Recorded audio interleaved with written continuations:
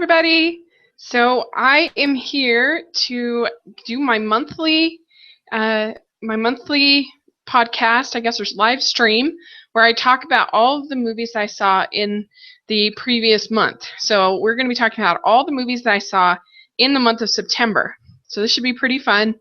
And I have the chat room open if anybody does join in. If you have comments or questions or anything like that you would like to add, please do. So let's get started. So I'll start with the first movie. I technically saw this in August because I was at an early screening, but I wasn't allowed to talk about it until September. And it is Sully. And Sully, of course, directed by Clint Eastwood and stars Tom Hanks. And this movie I really liked. I thought it was really good because it's not just sort of a courtroom procedural or just a disaster kind of movie. It's about this person and how he deals with what he has done, sort of the post-traumatic stress of it all. And I thought that Tom Hanks really sold that and was really effective in his performance. And also, I thought it was an interesting kind of study of media and how we in the post 9/11 world have a need and a yearning for heroes, and how everybody was so anxious to crown him kind of a hero. It definitely has flaws. It is somewhat by the numbers, and from what I've heard, I guess some of the things are very stretched as far as their truthfulness on the true story part of it. But I think it's very sort of engrossing and entertaining, and I was anxious for him to be vindicated. And so as far as a movie, I think it was really well done. I don't think it's quite as good as American Sniper, because American Sniper to me was something that kind of portrayed war in a new way. And to me that was a little bit more interesting, the way that they had to go kind of house to house to house to look for these people, as opposed to sort of an old school idea of like a battalion facing off against another battalion like you would had a war. American Sniper was this new kind of searching kind of war, which I thought was really interesting. So, and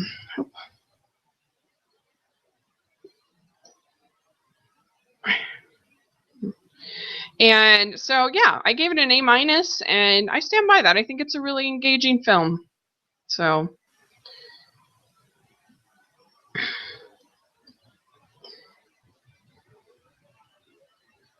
I hope that there's not a problem with the feed. YouTube is acting weird. Sorry if there is. Okay, that looks better. Okay, then the next movie that I saw I saw Hell or High Water. And this is not the kind of movie I typically see.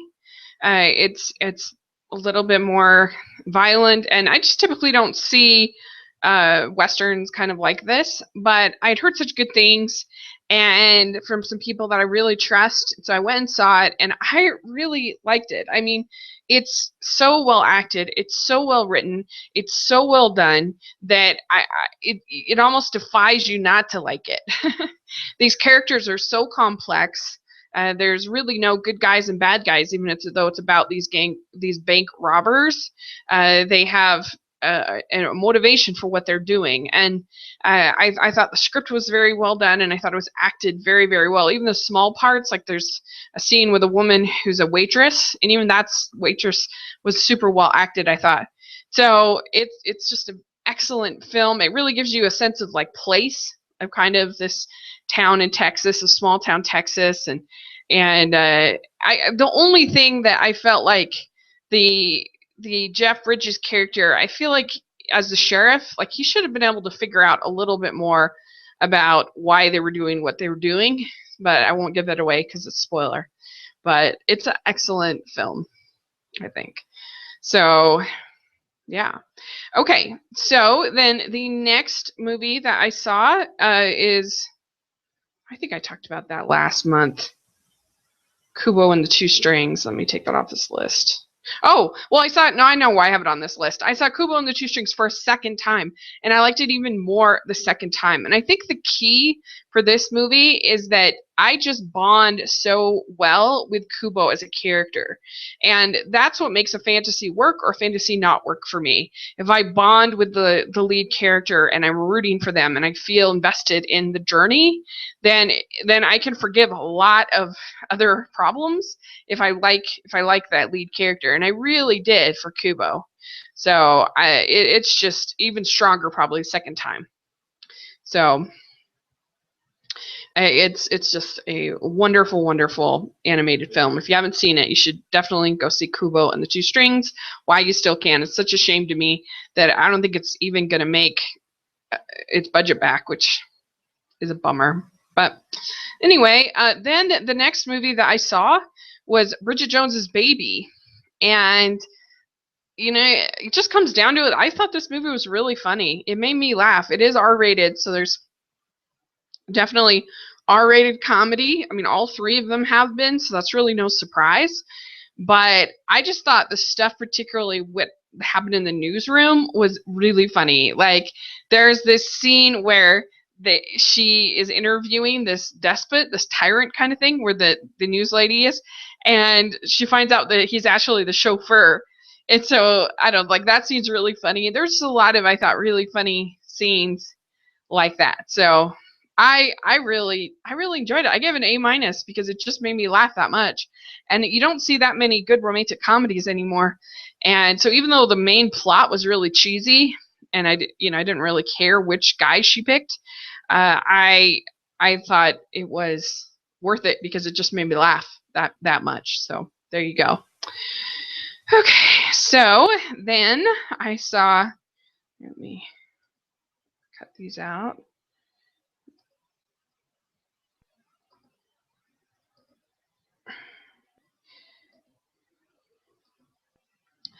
Okay, then I saw The Wildlife, and I did a live stream on here talking about my feelings for The Wildlife.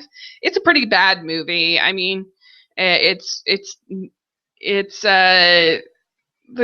the humor isn't that great, and a lot of the animation isn't that great. I thought that some of the animation was okay, though. I thought that some of the action was sort of well done, and I thought that it was sort of more pleasant for small kids and things like that. I think that they will have fun with it, and it I I thought that it was okay. I wasn't like miserable watching it. I guess that's what I was expecting, because for me, like, it didn't have that much like potty humor like you get with Norm of the North. I thought the jokes were better than that. So if we're holding it up to that, and I thought the animation was certainly way better than Norm of the North. And I thought the music was okay, and the vocal performances were okay. But the biggest problem with The Wildlife is the cats are horrible. They're like the main antagonists, and they're just like really like icky in a bad way. Like, they're not even like creepy in a good way. They're just kind of like, ew, get them away. I don't like them. And they have this weird pregnancy subplot that was just bizarre in an animated film, and so they really brought down the whole film for me. But I didn't think it was as bad as some other people thought, but it's certainly definitely not good, that's for sure. So that's The Wildlife for you. I felt like it at least showed some creativity as opposed to something like Ice Age, which to me was just completely lazy. So that you're apples and oranges of badness, I guess, when it comes down to it. Anyway, so then I saw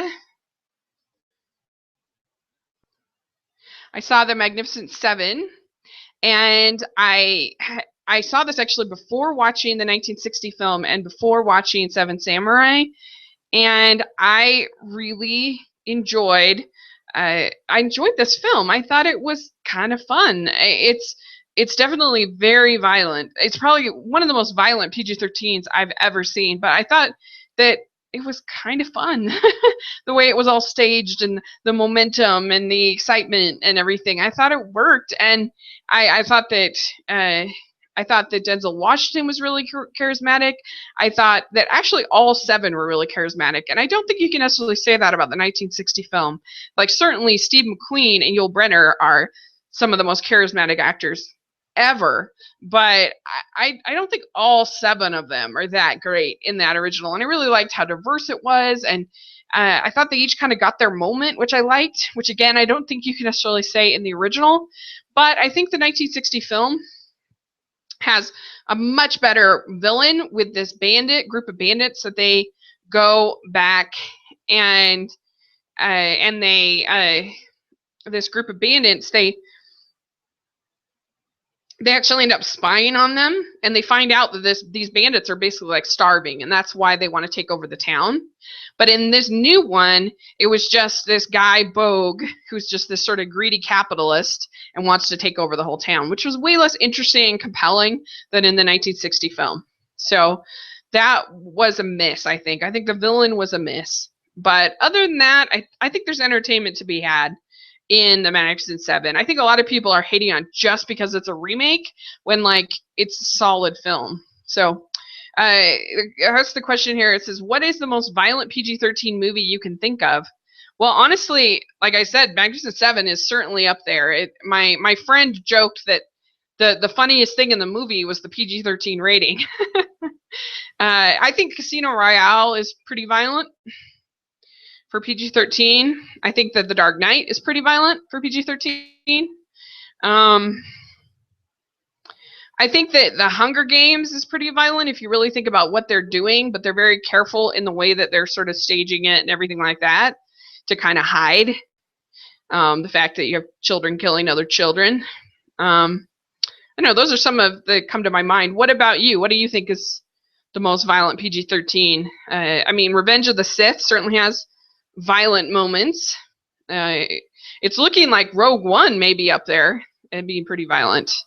Yeah, Dark Knight. And Ryan says, The Revenant is extremely violent. How is that not? It is rated R. I think it is. Check that. Pretty sure The Revenant is rated R. So I think probably more I think there's some language in The Revenant, and I think that scene where he goes into the horse, I think that alone makes it a rated R. I'm almost positive. Look that up, Ryan, if you can. But yeah, it's rated R. But anyway, those are some that I would think of. Batman v Superman's pretty violent, and it's PG-13. So, let's see. Ryan says, movies I saw this September, Sully and Deepwater Horizon. Yeah, I just missed Deepwater Horizon. That'll be in my October summary, and I've got to do a video on that. I'm just getting behind. And this week I have 2 screeners, animated films that I need to watch, plus a bunch of other stuff. Like, this week is just getting super jam-packed, and I'm trying to read the last Harry Potter book before the podcast on Saturday. So anyway, it's a busy week, but I'm trying my best. I may just do a blog post on. I may just do a blog post on Deepwater Horizon, but I'll try. Let's see. It says, well, BVS, I would have rated the Ultimate Edition PG-13 though. Yeah, I think the Ultimate Edition, because they use the F word a couple times, is technically R. But anyway, I guess I should talk. I did see the Ultimate Edition in September, Batman v Superman, and I didn't really think it was that much better. I like that they flesh out the incidents in the Senate attack. That was good, but a lot of the same problems that I had were still there, particularly the ending when they kill a Superman. Obviously, they're not going to change that, but I still thought the way they drew that out and had 20 minutes of mourning, and it just irritates me. And a lot of the same problems that I had are still there. So Yeah, I hated both versions. I kind of, yeah. It's funny because certain films, especially ones that you just keep talking about over and over and over again, like Batman v Superman, you end up kind of being less hard on them, and so yeah, I think I have Ryan. I think I have channel blocks with language. I can see your comment though, so don't worry. But yeah, The Revenant is definitely rated R. But it's um it's it's a good film. I didn't love it as much as others, but I did like it. So there you go. Okay, so yeah, Batman v Superman. I still give both of them a C minus. I don't think that Batman v Superman is like the worst movie ever made, like some people make it out to be. But certainly, I don't think a successful film. And so I give it a C minus. So, okay, then the next, I can see your comments, Ryan. I just have a language block, um, so that's why. So sorry about that. Okay. Then the next movie that I saw is a movie with Tom Hanks called The Hologram for the King. And this had an epically horrible trailer. Like the trailer's themed out of like 1992. It had this like voiceover. It felt like almost felt like an honest trailer, like making fun of because of the epic voice and everything. But when I actually watched it, it was actually okay. Like it's not a great movie, but the romance doesn't really work. But Tom Hanks is good as always, and yeah, it's a story about him as this businessman that's going over to Saudi Arabia to try to set up this internet thing or whatever, and he ends up finding this uh, lesion or whatever on his back and kind of going through this like midlife crisis, and yeah, it's not a great movie, but it's better than I thought it would be. Better than I thought. So there you go. And it was kind of cool too that they actually, as opposed to like Whiskey Tango Foxtrot, which had white actors playing Arab actors, they had actual. It looked authentic actors. So yeah, she says, I just laughed when you said honest trailer. I just watched the Flash one today. That looked pretty. Like that made me want to watch that show. That was actually really like. I was like, I gotta watch the Flash, but I'm so far behind. I feel overwhelmed. But it looked actually really good, I thought. Okay, then so that's Hologram for the King. I'd probably give Hologram for the King like a C plus. It's not great, but it was okay. So then next I saw Storks. This is the animated film, and I really had fun with this. I liked it. I thought it was I liked the way that they had these two parallel stories of the Gardner family and the stork and orphan tulip, and their sort of adventure. And I liked the way that the Gardner family kind of learned. They're these workaholics, but they learn their lesson early on in the story. And so you don't spend like the whole time with them like ignoring their son.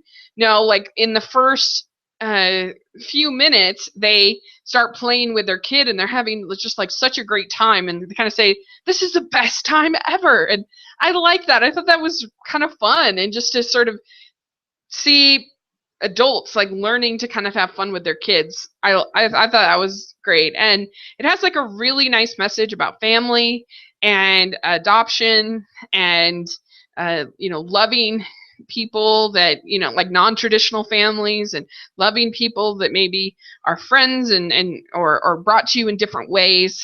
And I thought that a lot of the jokes worked. I liked it. I mean, the only real miss, there's this toad pigeon that for me a little of that character went a long way. I did think he actually had some laughs, but you definitely got sick of him real quick.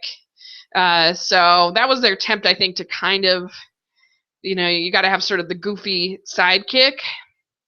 and it didn't really work.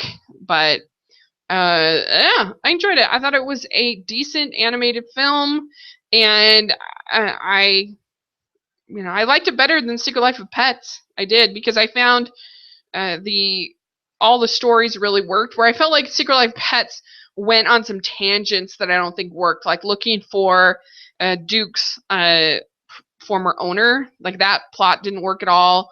I enjoyed the sort of the jaunt through the sausage factory, but it was just kind of random and weird, and I didn't really like most of the stuff with the Kevin Hart bunny.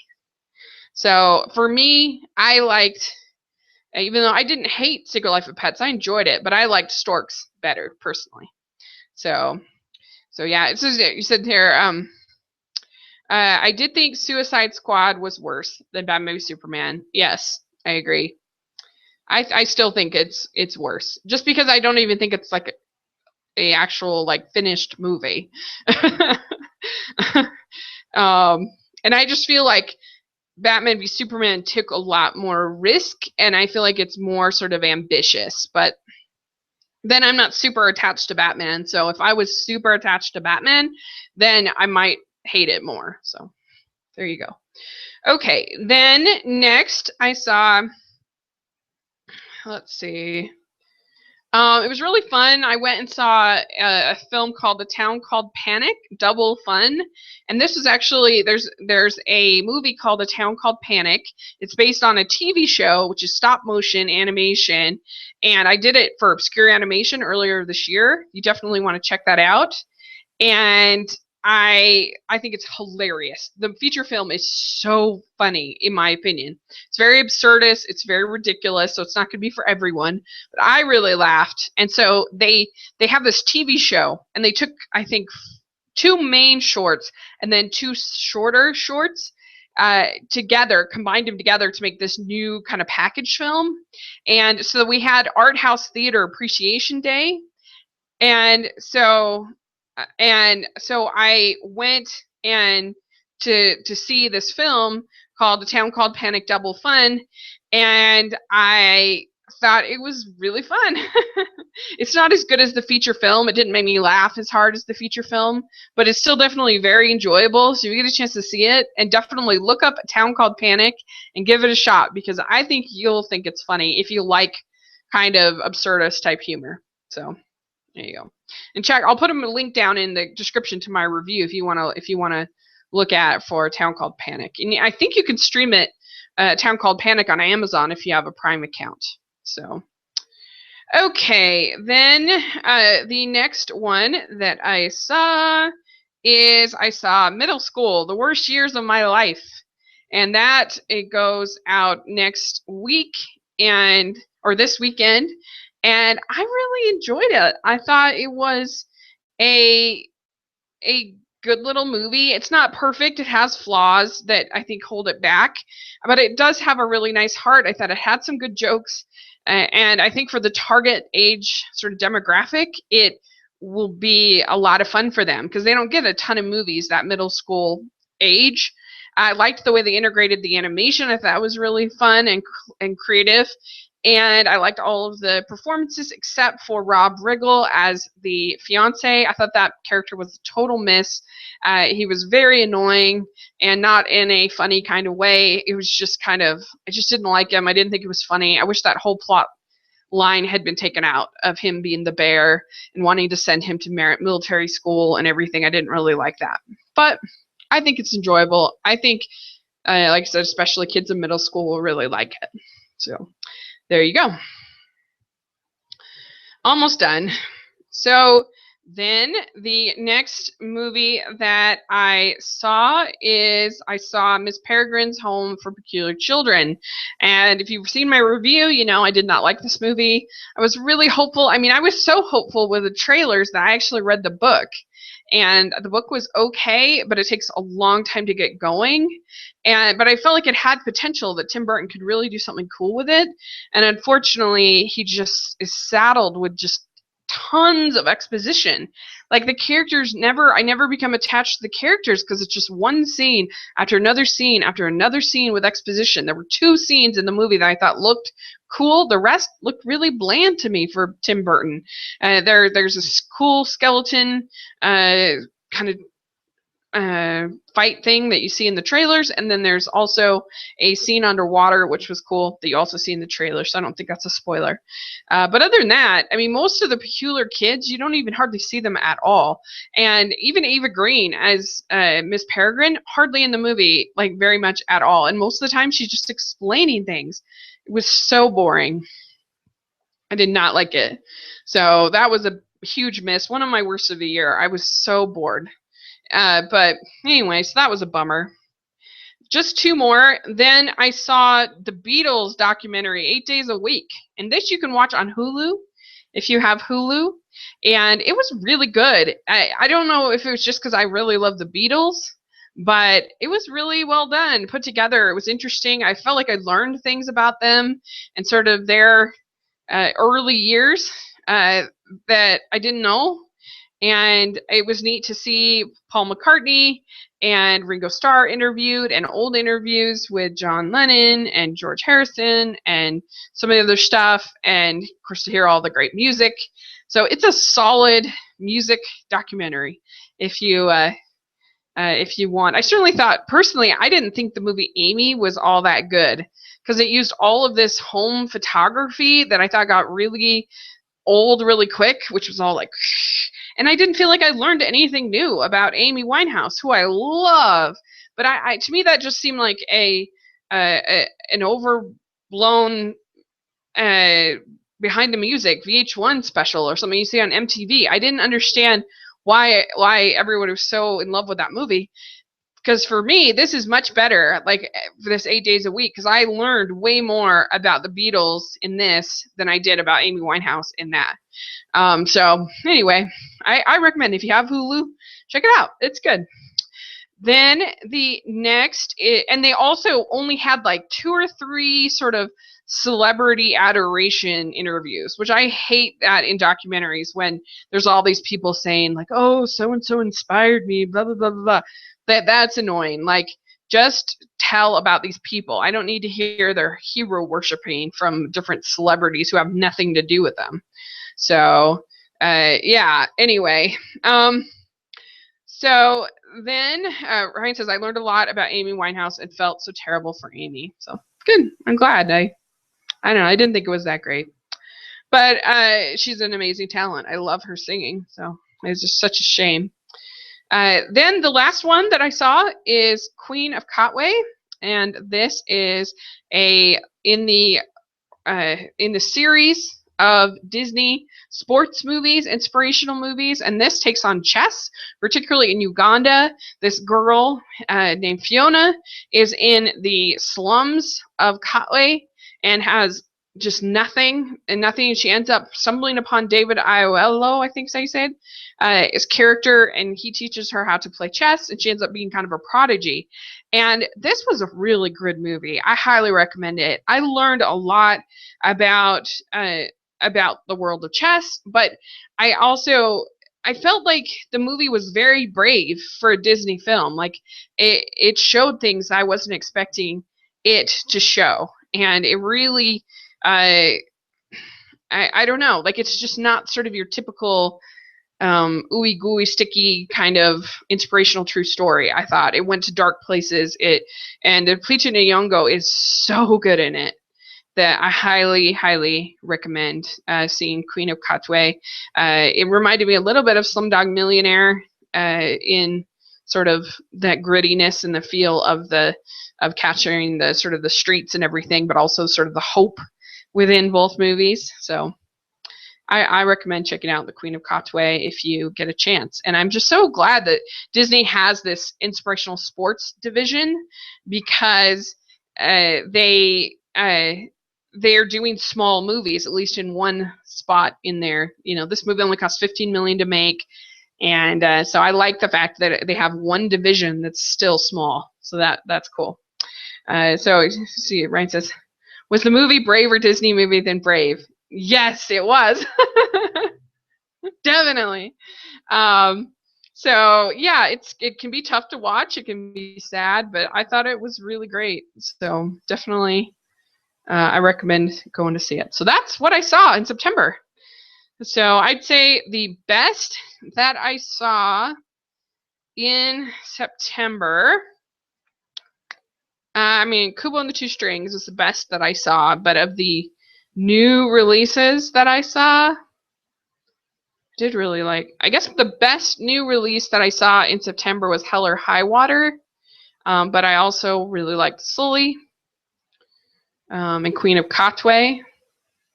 So those are all really good. And Magnificent Seven, Storks, Bridget Jones's Baby, Beatles, 8 Days a Week, Town Called Panic.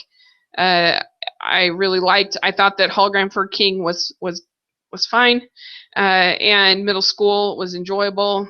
And so the worst movie that I saw in September was Miss Peregrine's Home for Peculiar Children. That was the stinker, unfortunately. So too bad, but not that bad of a month really when it comes down to it.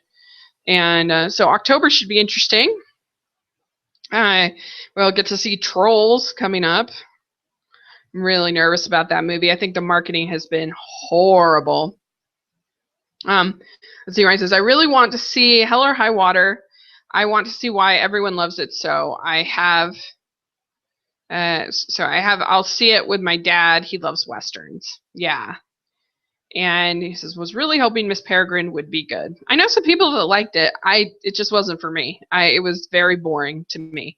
But, to each their own, I guess. So, yeah, that is what I have to say about this month. So it should be fun. Like I said, looking into October. Really, Trolls is the big thing. I think that is Arrival coming, the new Delhi movie coming. I'm not sure. Girl on a Train. I read the book, but I could have gone to a screening tonight, but I didn't really like the book that much, and I just didn't feel like going all the way into Salt Lake to see it. So anyway, The Count. No, that's this month. Okay, cool. I'm looking forward to that. That'll be really good. And Trolls comes out in November, same day as Doctor Strange. Oh, oops, sorry. I was thinking it was this month. Okay. Anyway, so that is that. So, yeah, just put in the comment section if you've seen any of these. And thanks so much for all your support and feedback.